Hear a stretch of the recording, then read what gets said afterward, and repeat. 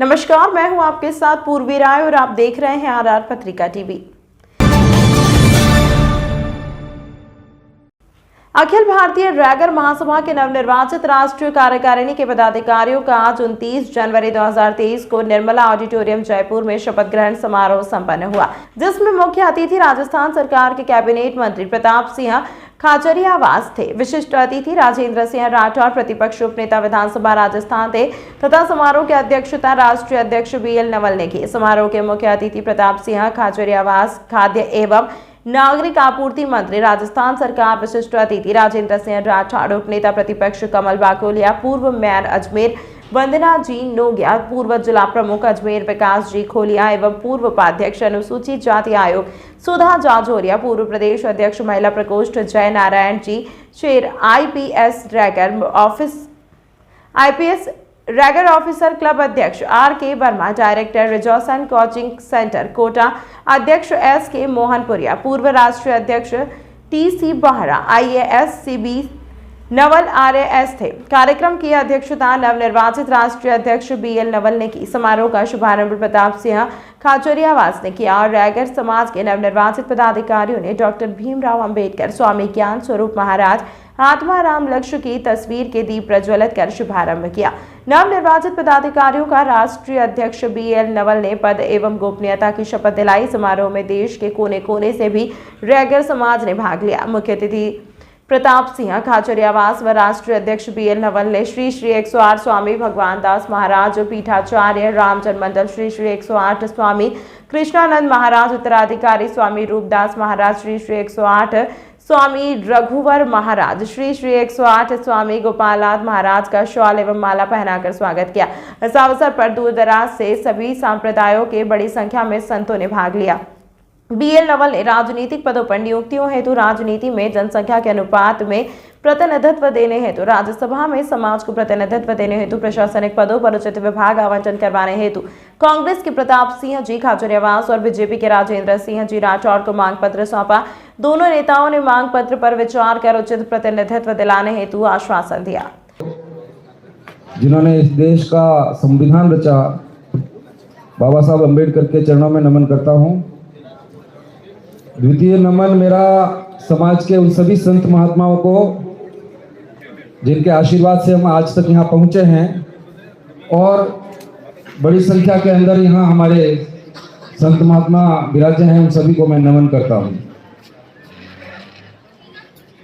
श्रीमान अखिल भारतीय रैगर महासभा के बारे में मैंने श्रीमान से अभी कुछ बातें कही है और मेरे पूर्व वक्ताओं ने भी वो बातें कही है, इसलिए उसको दोहराने का जो महासभा है उसमें सर हमारे अब तक जितने अध्यक्ष रहे हैं उसके कर सकते हैं कि रैगर समाज की ये जो राष्ट्रीय महासभा, राष्ट्रीय स्तर के नेता यहाँ तक कि प्रधानमंत्री और राष्ट्रीय तक हमारे समाज के सम्मेलन में पहले आए हैं, जो जयपुर में 1984 के अंदर और 1986 में दिल्ली के विज्ञान भवन में।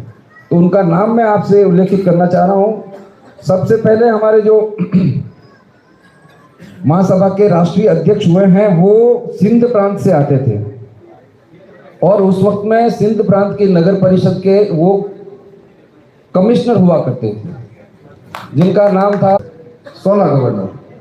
और मुख्यमंत्री कितने ही आए सारे, क्योंकि उस वक्त में कांग्रेस का ही शासन था, तो उतनी उनकी जो है वो तालमेल और एक समझ थी। और प्रधानमंत्री जी तो खैर थी ही, राष्ट्रपति जी भी थे ही, इतनी बड़ी शख्सियत वो थी। उसके बाद में 2004 में बघेला जी शास्त्री और मीरा कंवरिया जी अध्यक्ष बनी, दो एक साथ में। और एक समय ऐसा आया जब इन लोगों ने अध्यक्ष का कार्यभार सौंपा और मैंने समाज की बेटे की तरह से काम किया। और जब वो 2019 का कार्यकाल समाप्त हुआ तो हमारे पास में डॉक्टर SK मोहनपुरिया जी बैठे हैं, ये नेक्स्ट बने और इनके कार्यकाल के समाप्त होने के बाद में ये जो आप स्वरूप देख रहे हैं उसके अंदर मुझे निर्वाचित किया गया है। ये हमारे समाज के अध्यक्षों की एक फहरिस्त है जिसमें किस कैलिबर के लोग इसके अंदर अध्यक्ष रहे हैं। और दूसरी बात मैं नहीं करके सीधी मैं इस बात के लिए आता हूं कि हमारे रेगड़ समाज की जो पीड़ा है वो मैं कहता हूं कि हमारे रेगड़ समाज की जो पीड़ा है वो मैंने श्रीमान के पास बैठ के अभी सारी टेबल और आबादी के पास बैठ के अभी सारी टेबल और आबादी और सारी वो बात कही है उसके अंदर, और बहुत खूबसूरत तरीके से हमारे वरिष्ठ उपाध्यक्ष आदरणीय सीताराम जी मौर्य साहब ने सब बातें कह दी। सबक रूप में मेरे 13-14 पॉइंट है वो मैं आपको अभी सबमिट करूंगा सर, जिसमें सबसे पहला पॉइंट है कि राज्यसभा में सांसद के लिए विचार किया जाए और संसद बनाया जाए। ये हमारी सबसे पहली मांग है, क्योंकि अब तक कोई हमारा नुमाइंदा प्रतिनिधि आज तक राज्यसभा में गया ही नहीं, ना उसके लिए कंसिडरेशन में भी कभी हुआ। दूसरा हमारी मांग है कि हमारी एकमात्र विधायक गंगा देवी को मंत्री बना जाए, संसद के लिए विचार किया जाए और संसद बनाया जाए। ये हमारी सबसे पहली मांग है, क्योंकि अब तक कोई हमारा नुमाइंदा प्रतिनिधि आज तक राज्यसभा में गया ही नहीं, ना उसके लिए कंसिडरेशन में भी कभी हुआ। दूसरा हमारी मांग है कि हमारी एकमात्र विधायक गंगा देवी को मंत्री बना जाए। ये दूसरी बार हमारी बनी है, लेकिन उनको आज तक मंत्री नहीं बनाया गया। ये बड़ी मांग है हमारी। तीसरी कि प्रदेश के अंदर अनुसूचित जाति वर्ग की 34 आरक्षित विधानसभा क्षेत्र है, उसमें जो रेगड़ समाज हमारा जिस तरह से आबादी के हिसाब से जो अनुपातिक प्रतिनिधित्व है उसकी मांग हम यहाँ के सामने करते हैं। प्रदेश के अंदर नगर परिषद, नगर निगम, नगर पालिका में वार्ड पार्षद तथा महापौर, सभापति, अध्यक्ष हेतु रेगड़ समाज की आबादी के अनुपात में हमें प्रतिनिधित्व दिया जाए। आबादी से जो जब से आजाद हुई है हिंदुस्तान, उसमें सिर्फ एक बार हमारा मेयर बना है कमल बाकोलिया, जो अजमेर के थे, वो अभी आके गए भी हैं। सिर्फ एक बार एक सभापति बनाए थे। तो हमारा निवेदन है, हमारी मांग है कि जितने सभापति हैं उनमें रेगड़ समाज को भी शामिल किया जाना चाहिए और निर्वाचित होकर आते हैं वो पार्टी।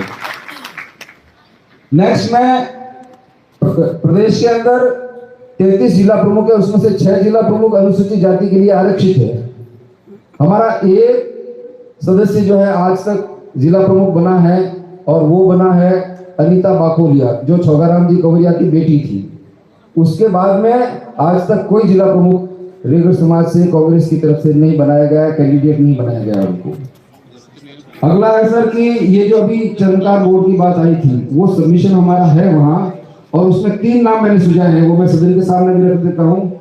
हमने इनमें ये नाम रखा है, एक तो राजस्थान ज्ञान लक्ष्य कल्याण बोर्ड, जिसमें ज्ञान सूर्य जी महाराज और आत्मानंद लक्ष्य का दोनों का ही नाम आता है, उनकी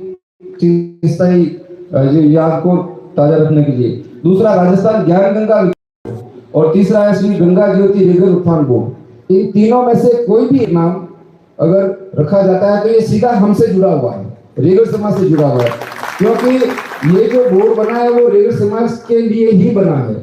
लेकिन चरण का जहाँ पर नाम आता है उसमें श्रीमान फिर और भी जाती है जो चरण का काम करती है, तो कोई आवश्यक नहीं है कि अगली बार के अंदर कोई दूसरा अध्यक्ष कौन बनेगा।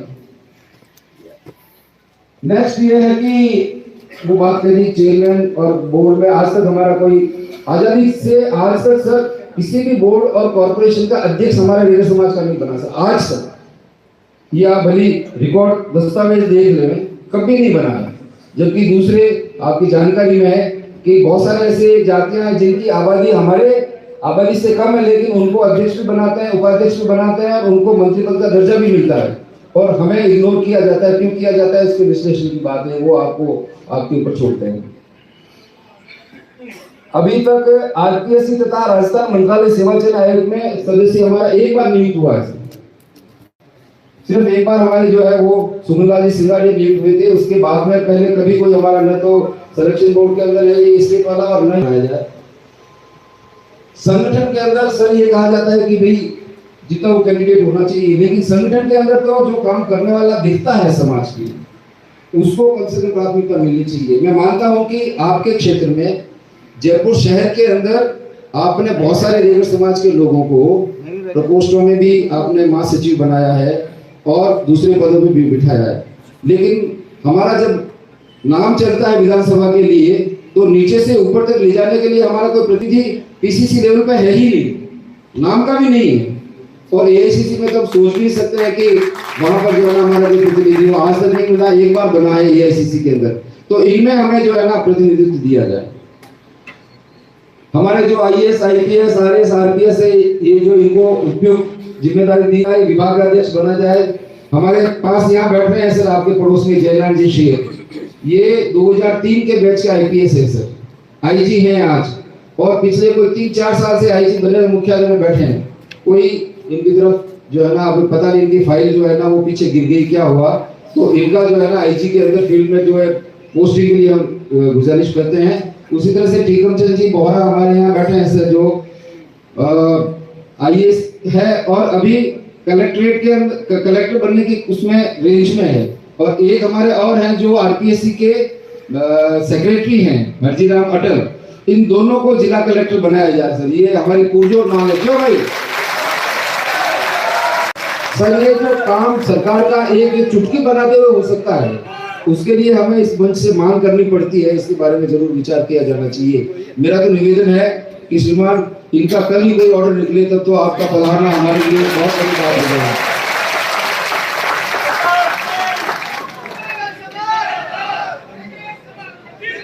सर, हमारे शिक्षा को बढ़ावा देने के लिए जगह जगह हॉस्टल बने हुए, लेकिन राजस्थान सरकार के लेवल पर, सरकारी राज्य सरकार के लेवल पर बीकानेर, उदयपुर शहर, ब्यावर, झालावाड़, अलवर और भीलवाड़ा शहर के अंदर छात्रावास की जमीन अलॉट करने के मामले पेंडिंग है और पिछले बहुत लंबे समय से पेंडिंग है सर। लेकिन उसमें वही है कि डायरेक्ट डीएल भी जो है ना वो पता नहीं क्या क्या क्वेरीज करके नगर पालिका को भेज देती है, वहां से वो क्वेरी आती है, फिर कोई क्वेरी लग जाती है। तो पिछले 4 साल से ये फाइलें चल रही है सर। उसका डिटेल मैं आपको श्रीमान को मैं जरूर पर्सनली आके दूंगा, आपके कार्यकाल में ये हो जाए सर। पिछले टाइम में कांग्रेस सरकार ने बीकानेर के अंदर जमीन अलॉट कर दी, फिर वो 6 महीने की रिव्यू में आया, वो कैंसिल कर दी उन्होंने, और उसके बाद में 2017 से वो मामला अभी चल रहा है, प्राप्त नहीं हुआ सर। उस बात को आज 3 महीने हो गए।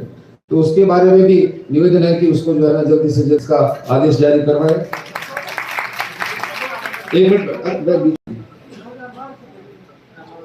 और एक बात इन्होंने रखी है सर हमारे वरिष्ठ उपाध्यक्ष जी ने, कि हमारे सबसे बड़े संत आत्माराम जी लक्ष्य की जन्मस्थली जो है वो शिवदासपुरा है, और वहाँ सरकारी जमीन पड़ी है, बड़े बड़े स्मारक बना रहे हैं। हमारे ये टीकम चंद जी बोहरा वो सीईओ हैं सर, उसके उस धरोहर समिति के सीईओ हैं।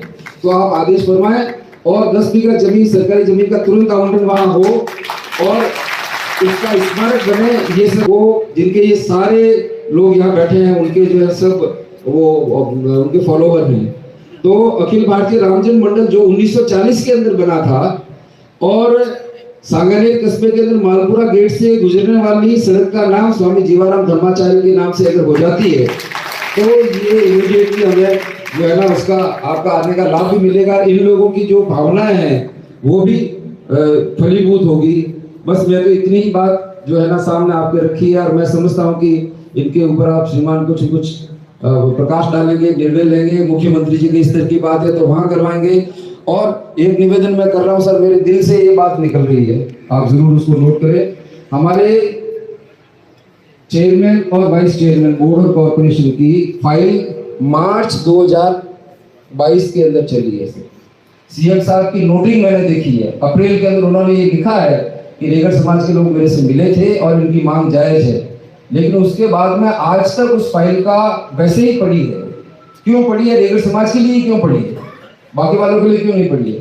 तो इस बारे में आपका इंफॉर्मेशन होगा तो निश्चित रूप से उसके ऊपर कोई निर्णय निकलेगा, ये आपसे गुजारिश है। और आपकी बेबाकी, आपकी निडरता, आपका जो जिसमें से गरीब आदमी को सपोर्ट करने का मादा है, भरोसा है हम लोगों का, वो भरोसा आप कायम रखेंगे, ऐसी मुझे पूरी आशा और विश्वास है।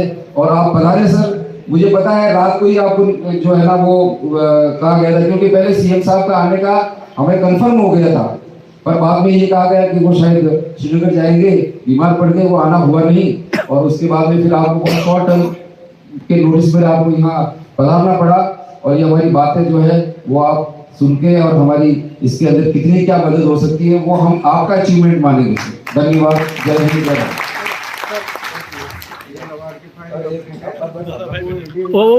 वो करा दी, लिख दिया सावन, लिख दिया बता दिया ना, लिख दिया सावन, लिख दिया नहीं। बहुत बहुत धन्यवाद महोदय। पहले है अखिल भारतीय लीगर महासभा के राष्ट्रीय अध्यक्ष श्रीमान नवाज मुख्य वक्ता के रूप में समाज के पूर्व महानुभाव राजस्थान के यशस्वी मुख्यमंत्री श्रीमान अशोक गहलोत जी की अनुपस्थिति में उनके मुख्य प्रतिनिधि और आज के हमारे कार्यक्रम के मुख्य अतिथि महोदय श्रीमान प्रताप सिंह खाचरियावास, जो हमारे लिए दूसरे जननायक के रूप में प्रसिद्ध हैं, आमंत्रित करूंगा कि आप पधारें और इस समाज को मार्गदर्शन आशीर्वाद प्रदान करें। आपकी यशस्वी वाणी से इस समाज को हमें जो कुछ मिलता है उसके लिए कोटि कोटि धन्यवाद। माननीय मंत्री महोदय।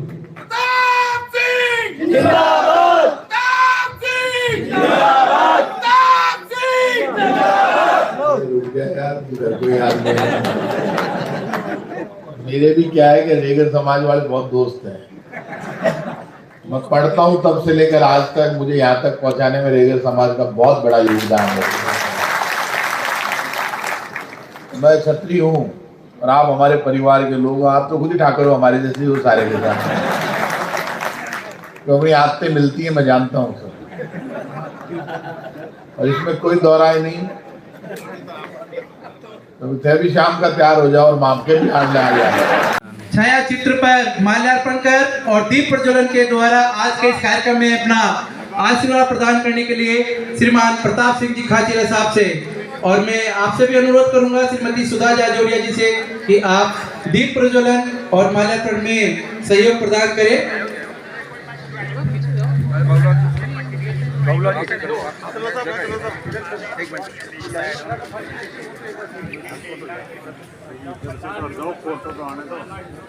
अखिल भारतीय रेगर महासभा के राष्ट्रीय कार्यकारिणी के पदाधिकारियों का शपथ ग्रहण समारोह और कार्यक्रम के पदाधिकारियों के अतिरिक्त सभी व्यक्ति मंच से नीचे की ओर अपनी अपनी सीटों पर बैठकर अपना स्थान ग्रहण करें। सभी निर्वाचित पदाधिकारियों के अतिरिक्त जो भी सम्मानीय गण ऊपर हैं वे अपने स्थान पर बैठें। और सर्वप्रथम आज के कार्यक्रम में होते रहे हैं, लेकिन पिछले कुछ सालों से ये देखा गया है कि इनकी संख्या घटके सिर्फ एक रह गई है। आपकी पार्टी ने, भारतीय जनता पार्टी ने पिछले 2 चुनावों में जरूर 2 जगह से टिकट दिया है और सक्षम लोगों को दिया था। वो तो जिस तरह की हालात थे, वो जैसा भी निर्णय रहा वो जनता का निर्णय है। लेकिन मेरा आपसे निवेदन है कि संगठन के अंदर, भारतीय जनता पार्टी के संगठन के अंदर कोई किसी से पूछने की जरूरत नहीं है। ये आपके खुद के हाथ में है कि आपके अच्छे कार्यकर्ता, हमारे समाज के बीजेपी के अच्छे कार्यकर्ता जिनकी पहचान है, जो अग्रणी है, जो हमेशा एक्टिविटीज में भाग लेते हैं, उन सभी में से ब्लॉक लेवल पे, जिला लेवल पे, राज्य लेवल पे और राष्ट्र लेवल पे इनकी भागीदारी होनी चाहिए। मैं श्रीमान से इस बारे में पुरजोर निवेदन करना चाहता हूं और प्रदेश अध्यक्ष जी से इस बारे में मैंने निवेदन किया कि संगठन के अंदर जब तक हमारी भागीदारी नहीं होगी, संगठन के अंदर जब तक हमारे अच्छे कार्यकर्ताओं को उपयुक्त स्थान पे मदद पोस्टिंग नहीं मिलेगी, उपयुक्त स्थान पर पद नहीं मिलेंगे, तब हम समाज जो पूरा है वो बीजेपी से कैसे जुड़ेगा। हम पदों की बात तो बाद में करते हैं, लेकिन कम से कम इसके अंदर तो देखें, आज की तारीख के अंदर हमारा प्रमुख जो है वो 7 प्रमुख, टोटल 33 पद है जिला प्रमुख। उनमें से 6 पद जो है अनुसूचित जाति वर्ग के लिए रिजर्व है और उनमें से आज तक इतिहास के अंदर सिर्फ एक प्रमुख हमारा बना है बीजेपी से। वो मैडम यहाँ खड़ी है, वंदना जी, आप थोड़ा खड़ा हो। ये वंदना जी नौगिया अजमेर से, ये एक ही महिला है जो बीजेपी से जिला प्रमुख बनी है, ना तो पहले ना बाद में। एक सोचने वाली बात है सर। उसी तरह से प्रधान का हम गिनती नहीं करते क्योंकि प्रधान में आते हैं और बड़ी संख्या है तो उसमें थोड़ी बहुत कहीं कहीं उपस्थिति हो जाती है।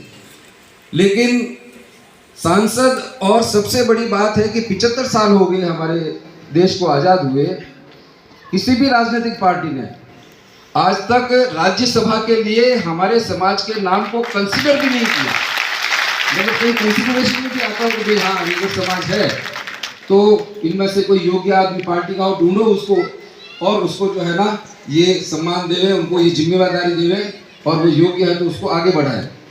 आपकी जानकारी में है श्रीमान, उनका पद स्थापन यथा योग्य पर नहीं होता है। हमारे दो बड़े अफसर यहाँ आपके सामने बैठे हैं, आपको तो बस जानकारी देना चाह रहा हूँ, आपकी सत्ता नहीं है। ये जयनारायण जी शेर साहब सर आईजी हैं, ये 2003 के बैच के आईपीएस ऑफिसर हैं और पिछले डीआईजी रह लिए, आईजी अभी तक रह लिए और इनको अभी तक रेंज नहीं मिली। हमने मांग रखी है, लेकिन श्रीमान की जानकारी में भी है, विधानसभा का सत्र चल रहा है तो कुछ आंकड़े लेके और हमारी मदद हो सके तो उसमें भी देखें सर। उधर वो टीकम चंद जी बोरा साहब हैं, वो बहुत सीनियर अफसर हैं सर, और एक हरजीराम जी अटल हैं, वो भी सीनियर अफसर हैं। तो ये जो प्रमोशन वाले हमारे अफसर आते हैं उनमें उनको फील्ड में कोई पोस्टिंग नहीं मिलती है, ना उनको कलेक्टर बनाया जाता है, ना उनको पुलिस के अंदर एसपी या डीआईजी या आईजी जो भी है वो बनाया जाता है। मैं 1999 बैच का आईएएस अफसर हूँ, श्रीमान के पास में रहा हूँ। मैं 1994-95 के अंदर चुरू के अंदर पीडी था। थोड़ा बहुत श्रीमान मेरे बारे में जानते होंगे, जैसा भी काम किया आपके सामने किया। आईएएस में प्रमोशन हो गया मेरा, लेकिन मुझे रेवेन्यू बोर्ड से निकाला ही नहीं। मैं वहीं रहा, पूरे 4 साल वहाँ निकाल दिए, जबकि मैं प्रयास किया था, मैडम से भी मिला मैं और भी हुआ। तो ये जो एक परिस्थिति आती है उसके लिए आपकी मदद चाहिए, आपका संरक्षण चाहिए। और मैं समझता हूँ कि जब भी कोई मौका आता है तो इस बारे में हमारी आप मदद करेंगे। साथियों, मैं आपको ये कहना चाहता हूँ ना, तो ये जो बारिश की वजह से हमारा सारा जो शेड्यूल है वो उलट पुलट हो गया है। अब हमारे मुख्य अतिथि भी अभी आएंगे तो ये सेशन चलेगा, शांति से आप विराजे रहें, भोजन भी की भी व्यवस्था है। लेकिन चूंकि श्रीमान पधारने वाले हैं तो आपकी बात को हम ज़रूर सुनना चाहेंगे और मेरे द्वारा जो भी आपके सामने सबमिशन हुआ है उसमें आप विचार करते हुए कुछ जो भी आप फरमाएंगे वो हम आपसे निवेदन करते हैं। आबादी के हिसाब से दूसरा सबसे बड़ा अनुसूचित जाति वर्ग का समाज है राजस्थान, दूसरा सबसे बड़ा वर्ग है। लेकिन हम अगर अनुपातिक रूप से प्रतिनिधित्व की बात करें तो वो तो बहुत दूर की बात है। लेकिन 75 साल के अंदर जब हमारे से कम आबादी वाले जातियों में उनको अगर जो है राज्यसभा में भेजा गया है तो हम भी उसी श्रेणी में आते हैं, तो हमारा भी कंसिडरेशन कहीं कहीं नज़र में रहना चाहिए और होना चाहिए। इसके लिए मैं आपसे आग्रह करता हूं कि इसको किस लेवल तक हम डिस्कस करके आगे बढ़ा सकते हैं वो श्रीमन की जो है ना जानकारी में होना चाहिए। अभी इतना बड़ा रेगर समाज है और भी समाज है, उनके अंदर अलग अलग विचारधारा के, राजनीतिक पार्टियों की विचारधारा के लोग हैं। रेगर समाज भी उसी में है। बहुत सारे लोग किसी एक दल के नज़दीक में है, कोई दूसरे दल के नज़दीक में, और रेगर समाज के लिए टैग लगा हुआ है, वो आप भी जानते हैं, मैं भी जानता हूँ। लेकिन मैं आपको ये निवेदन करूँ कि हमारी जो यूथ है, हमारा जो युवा है, मेरी जानकारी के अंदर लगभग 30% यूथ आपकी पार्टी से आज जुड़ा हुआ है और ये संख्या बढ़ोतरी की तरफ है। लेकिन जब उनको कहीं जगह नहीं मिल रही है संगठन के अंदर तो वो भी सोच रहे हैं कि तो फिर वो उधर ही ठीक थे हम तो इसके बारे में श्रीमान से निवेदन है कि इस बात को ध्यान में रखे हैं। और राज्यसभा का जो हमारा है एक दावा बनता है, तो जब भी श्रीमान को उचित लगे, जब भी समय आए राजस्थान के अंदर रेगर समाज को इस बारे में लाभ मिलना चाहिए, वो मैं आपसे इस मंच के माध्यम से निवेदन करना चाहता हूँ। बाकी और भी बातें हैं लेकिन वो हमारी यहाँ महासभा की अभी मीटिंग है, उसमें डिस्कस करेंगे। श्रीमान से संबंधित जो बात थी वो हमने आपसे निवेदन की। एक बड़ी बात और है सर, श्रीमान सत्ता में नहीं है लेकिन कलयुग में संगठन सबसे बड़ा है। समाज के उत्थान के लिए, समाज की प्रगति के रूप में और समय समय पर सामाजिक कुरीतियों को दूर करने के लिए सामाजिक संगठन की महत्ता उस समय समझी जब देश के अंदर बरतानिया हुकूमत का शासन था। 1944 का वो वक्त जब जंगे आजादी का आलम था, उस पर मुझे ऐसे मौके से रूबरू होने का मौका नहीं मिला जब संगठन के, सामाजिक संगठन के उस प्रस्ताव का जिक्र हो जब देश में विभाजन की विभीषिका की ओर देश बढ़ रहा था। उस समय हिंदुस्तान अखंड रहे, इस भाव को अगर परिलक्षित किया तो पर मुझे ऐसे मौके से रूबरू होने का मौका नहीं मिला जब संगठन के, सामाजिक संगठन के उस प्रस्ताव का जिक्र हो जब देश में विभाजन की विभीषिका की ओर देश बढ़ रहा था। उस समय हिंदुस्तान अखंड रहे, इस भाव को अगर परिलक्षित किया तो कल्याण कोष बना रखा है। मैं नवल साहब आपको इस बात के लिए बधाई देना चाहूँ। और आज सबसे बड़ी आवश्यकता है, आप जो अनुभव प्राप्त किए लोग हो, समाज के अग्रणी हो, समाज की आवाज हो, वो समाज के अंदर उन दक्ष लोगों को जिनको आपके मार्गदर्शन के अंदर किसी भी रोजगार से जोड़ा जा सकता है। आपने बेरोजगार शिक्षित युवा वर्गों के लिए जो सामाजिक संगठन के माध्यम से प्रयास जारी किया है, उसके लिए मैं आपको बहुत बहुत बधाई देना चाहूंगा। और मुझे बहुत अच्छा लगा नवल साहब, आपकी बात सुनकर भी अच्छा लगा, क्योंकि इस लोकतंत्र में वो तंत्र, एक बात तय है, जो अपने हक के लिए लड़ना जानता है, बोलना जानता है, वो हक ले भी लेता है, ये ध्यान रखना। बीएल नवल साहब ने बहुत अच्छा किया, सारी बातें रखी। रिजोनेंस के आर के वर्मा जी से मिला। रिजोनेंस बहुत बड़ा कोचिंग इंस्टीट्यूट है, खड़े होकर ताली बजा के इनका स्वागत करो। और ये बड़ी बात है, आपके समाजी प्रतिभाएं यहाँ बैठी है, तो बड़ी बात, तो छोटी मोटी हस्ती थोड़ा ही है, मारवाड़ी पार्टी है, बड़े हैं, इंटेलिजेंट है, बहुत पढ़े लिखे हैं, सब कुछ है। लेकिन और बहुत बड़ी बात बताई कि मेरे फादर खान में काम करते थे, मुझे बता रहे थे, और बोले साइकिल पे जाता था पढ़ने के लिए, बहुत मेहनत की और आज बड़े आदमी बने। मेहनत का परिणाम है भाई। आईएएस आईपीएस बैठे यहाँ पे, इनकी तो जितनी तारीफ की जाए कम में मान ली, ले वो पूरा ग्रुप खड़ा कर दिया उन्होंने।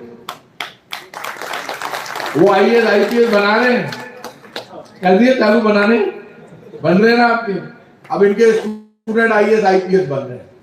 ये बहुत बड़ी खुशी की बात है। और इस भारत में जो अधिकार बाबा साहब भीमराव अंबेडकर, महात्मा गांधी, पंडित नेहरू शुरुआत में जो दिए, और आज हम सब मिलकर आगे बढ़ रहे हैं, ये बहुत बड़ी बात है। ये अधिकार सोच थी कि देश में सबको हक मिले, और वो हक मिला आजादी के बाद। इसलिए आज मैं आपकी डिमांड, सभी मेरी नवल साहब से बात हो गई है कि ये डिमांड सारी मैं आपके साथ बैठ लूंगा। नवल साहब एक दिन घर आ जाओ, तो 4-5 लोग जगह भी मेन है आपका, मान लिया उस आगे अरे बुला, और मोरे साहब को जरूर लिया ना, लेकिन नहीं ये कह देंगे कि नवल साहब को बुला लिया कांग्रेस, तो मैं हूं पुराना। ऐसे आप बुला लो तो फिर आप ही कर लो, तो ये भी पुराने खिलाड़ी कह दे सुनना ही पड़ेगा। तो मैं इतना के बाद भी मैंने पुरानी फोटोज देखे, सब नेताओं के साथ फोटो है, कांग्रेस सेवा करी है। लेकिन अब क्या है कि ये आप अब की बार आपने वैसे जो ठीक रहा, वो कहते हैं ना कि फैसला ऊपर वाला करता। मुझे तो पता ही नहीं था आपका यहाँ पे सम्मेलन है। मुझे तो कल ही दोपहर में कांग्रेस की मीटिंग थी, मैं, रंधावा साहब, डोटासरा जी बैठे। डोटासरा जी ने मुझे कहा रेगर महासभा का सम्मेलन है, तो मोहन कुमार जी बैठे हैं, टोपी लगाए हुए, राष्ट्रीय देंगे, पहले आपने न देख। तो अभी हम आए थे उस सम्मेलन में, बड़ा सम्मेलन था, बड़ी कड़ी ना भीड़ बहुत सारी। अभी तो की थोड़े दिन पहले मुख्यमंत्री जी भी आया, मैं भी आया हूँ। 9 अक्टूबर को संस्थाओं को ये जो काम है, जैसे हॉस्टल वाला काम तुरंत हो जाना चाहिए, और वो हो भी जाएगा, तैयार पड़ा है। उसको कर कराए खत्म करें, तो इस वजह से 5-10 पॉइंट पहले ले लें। और मैं कैबिनेट में बैठता हूँ, तो मैं जब कैबिनेट के अलावा हम जब अधिकारियों को बाहर भेज के भी जब बात करते हैं मिनिस्टर और चीफ मिनिस्टर, तो उस वक्त ये जो काम होने वाले हैं उसमें एक दिन वो कागज में लेके जाऊंगा, अब ये जरूरी है और ये तुरंत होने वाले हैं, तो उनको कर दें। वो होता क्या है कि उसमें हमें भी फायदा है, आपको भी फायदा है। अगर काम करना ही है तो कर आगे नक्की करें। अभी का माइंड जबरदस्ती टालता होता क्या, कई बार आदमी को याद नहीं रहता। लिखित में आ जाए, फाइल में पैक किया, बोले कैबिनेट में डिस्कस करने, आप ये सुन लेना, आज आपने आदमी ठीक बुला लिया। प्रताप सिंह खाचरियावाद किसी से डरता नहीं है, सुदर्शन चक्र वाले के अलावा, माँ बाप के अलावा मैं किसी से नहीं डरता। मेरी पार्टी के किसी भी मंच पे आपकी आवाज उठानी होगी, ठोक के उठा के आपका काम कराऊंगा, ये ध्यान रखना। मेरी आप मुझे पढ़ते रहते हो, सुनते रहते हो, मैं जैसा हूं वैसा करता भी हूं। उन नेताओं में से नहीं जो डर गया है, क्योंकि मैं तो बोली ही कोई नहीं, मैंने बोला है क्या है खरी बात। क्योंकि जिंदगी और मौत दो ही सच्चाई है, वो जाति और धर्म के आधार पर तय नहीं होती। ऊपर वाले ने बराबर से बनाकर भेजा है, वो बराबर से भेजता है और बराबर से बुलाता है। कोई रोकता है क्या? वो कोई सिस्टम है क्या इस दुनिया में? हिंदू, मुसलमान, सिख, ईसाई, फारसी, जैन, बौद्ध, कोई हो, कोई धर्म हो, कोई जाति हो, ये हमने बनाई है, सब बराबर है। कहीं आनी जानी को नहीं है, गुरु मानवा की बात ही कोई। यहाँ पर जब पैदा हुआ फिर पता ही को नहीं कौन सी जाति है, कौन सा धर्म है, ये हमने खड़े किए हैं सारे। लेकिन हम सब की जिम्मेदारी है कि यदि कोई समाज में पीछे रह गया तो उसका हाथ पकड़कर बराबर लाकर खड़ा करें और उसको साथ लेकर। और ऐसे में तो आपसे भी कहूंगा नवल साहब, आपके पास आप तो IAS रहे या IPS बैठे हैं, बोरा साहब आप भी मिलना मेरे से। क्योंकि दिक्कत क्या हो, ये तो लोकतंत्र से पहले की संस्था, महाराज धन्य आप, ग्रेट हो। उस जमाने में भी आप में इतना दम था कि महासभा बना दी, इसका तो दम है, इसमें कोई दोहराई नहीं। इसलिए मैं आप सबको आज के इस सफल सम्मेलन के लिए बधाई देता हूं। ये डिमांड्स आपने लिख रखी है, और भी कोई बात तो आप बता देना। एक बात मैं कहूंगा आपको, कभी मैंने पहले भी कहा, व्यक्तिगत काम हो मैं सुबह मिलता हूं और आप मेरे से मिल लें, आप आ जाए मेरे पास। किसी का भी व्यक्तिगत काम हो, काम में शर्म नहीं करनी चाहिए, काम में शर्म की जरूरत भी नहीं है, आके बताना चाहिए। मुझे सबसे अच्छा आदमी वो लगता है, मुझे फोन करते हैं कि अनजान लोग, अभी फोन आ रहे थे बच्चों के, आज एग्जाम है, वो मैंने कलेक्टर को फोन किया 2 बार, यहां से भी फोन, क्या हो रहा है, एग्जाम है 2 बजे, पेपर लीक हम चाहते हैं किसी कीमत में नहीं हो। जान लड़ा रखिए, आज गुजरात में एग्जाम था, वहां पेपर लीक हो गया। गुजरात की सरकार तो ना चाहती कि पेपर लीक हो, वो भी नहीं चाहते होंगे, लेकिन हो गया वहां। अब यहाँ पे आज एग्जाम है, पुलिस चाहती है कि टाइम पर आ जाए बच्चे, आज बरसात थी, बच्चे कुछ लेट हो जाते हैं। मैंने सबसे कहा बच्चे को चाहे लेट घुसा, लेकिन एग्जाम देने से नहीं रोक सकते तुम। अब ये पेपर लीक करने वाला वो बच्चा क्या करेगा? वो बेचारा एग्जाम तुम उसको घुसने नहीं दे रहे, 1:30 बजे बंद कर दिया, 1 बजे बंद कर दिया, 2 बजे एग्जाम है, 10 बजे एग्जाम है, 9 बजे बंद कर दिया। मैंने सबको अधिकारियों को डांटा, भैया ज्यादा हवा में मत उड़ो, गैर कानूनी है ये। पेपर लीक गुजरात में आज हो गया, हो जाता है, मिलिट्री का हो जाता है, हाईकोर्ट का हो गया, लेकिन वो बच्चा जो 10 बजे पहले पहुंच गया उसको आप नहीं रोक सकते। आप उसको रोककर पेपर लीक रोक लिया क्या? पेपर लीक आज गुजरात में हो गया, पहले राजस्थान में हो गया, पूरे देश में हो रहे हैं। इस बात के मैं सख्त खिलाफ हूं। मैंने अभी कलेक्टर को कहा, गलत बात, बच्चा तक गांव से आओ, पहली बात तो अब क्या, हम एक कोई नए नियम की बात मैंने CM से की, डिस्ट्रिक्ट लेवल पे एग्जाम करा, वो बच्चा आता है दूर से जयपुर। अब कई अधिकारी ज्यादा उस्ताद हैं, पूरे राजस्थान के एक ही एग्जाम करवा दिए, पहले अलग अलग एग्जाम होते थे, तो ये झंझट भी नहीं था। अब वो बच्चा वहां से भाग के आता है, स्कूल मिलती नहीं, सुबह ढूंढने लगता है। अब स्कूल मिलती है क्या? उन स्कूलों में मैं नहीं पहुंच सकता, जयपुर की स्कूलों में जो बाहर का बच्चा कैसे पहुंचेगा, लेट हो जाता है। तो ऐसे में बच्चों को हक मिले और उनके साथ अन्याय नहीं हो, वो भी हम जब देखते हैं तो आपका ये सारा काम मेरे जिम्मे है। मैं आज वैसे भी लेट हो गया हूँ, मेरे क्योंकि बीच में ये प्रोग्राम नहीं था। अब मैं उठ किया तो भाषण मौर्य साहब दे दी हो, तो पहली बीच में उठ जाएगा, हमारे कह देता ये कैसे चले गए।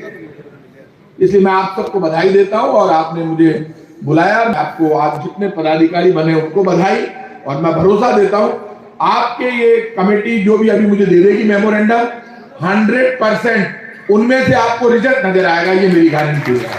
अच्छा, एक ये हाँ ये इन्होंने मोरे साहब ने कहा राजस्थान चर्म शिल्प विकास बोर्ड का नाम संशोधित करके राजस्थान ज्ञान लक्ष्य शिल्प विकास बोर्ड, आप नाम दे देना। तमाम महत्वपूर्ण खबरों के लिए देखते रहिए RR पत्रिका टीवी।